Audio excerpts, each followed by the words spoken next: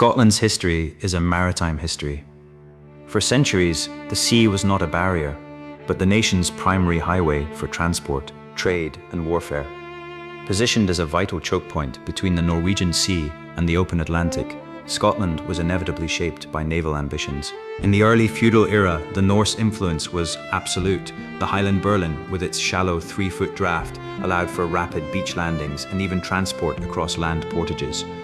This was the age of naval feudalism, where the MacDonald lords of the Isles ruled as independent kings until the Crown established the oar duty, a localized ship tax requiring coastal vassals to furnish oars and men for national defense. This system proved its worth in 1263, when King Haakon of Norway arrived with a massive fleet of 200 ships.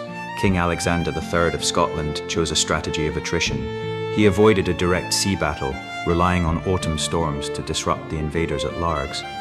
The resulting Treaty of Perth ended centuries of Norse control, ceding the Western Isles to the Scottish Crown. By the 14th century, Robert the Bruce transitioned the navy into a tool for guerrilla warfare. Recognizing that independence depended on bypassing English supply lines, his naval forces blockaded English garrisons at Perth and Stirling. The threat of Stirling's surrender was what finally forced the English into the catastrophic Battle of Bannockburn. Bruce also laid the groundwork for a permanent fleet, supervising the construction of a dedicated royal man-of-war at his Cardross shipyard on the River Clyde. The 15th century saw the institutionalization of the fleet. James I and James II established permanent shipyards and marine storehouses at Leith. They also formalized the naval command structure under the Lord High Admiral, a hereditary office that controlled the Admiralty courts.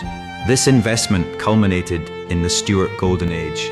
James IV founded the New Haven Harbour and the Pools of Earth dockyards to build a state-owned fleet of 38 ships. In 1511, he launched the Great Michael, the anatomy of a Leviathan, at 1,000 tons displacement. It was the largest ship in Europe, a floating fortress purpose-built with 24 heavy brass cannons and a complement of 1,420 sailors and gunners, but the zenith was fragile.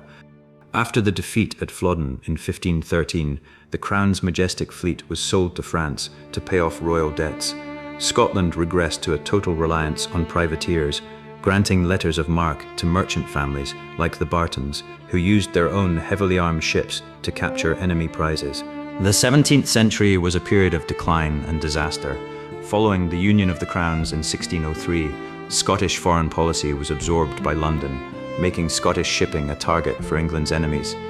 This culminated in the Darien disaster of 1698, where a fleet of 5 ships attempted to establish an independent trading empire in the Americas. English diplomatic sabotage and Spanish opposition led to total collapse. Only one ship, the Caledonia, successfully returned to Scotland.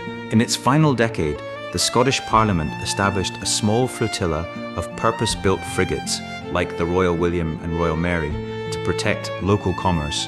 However, the 1707 Act of Union formally dissolved the Royal Scots Navy. Its assets were transferred to the British Royal Navy, and because ship names already existed there, the Royal William was rebranded as HMS Edinburgh and the Royal Mary as HMS Glasgow. Yet the legacy endured. Scottish officers like Thomas Gordon transitioned into British service, bringing the maritime expertise and tactical audacity forged in Scotland's sovereign seas to the heart of the future British Empire.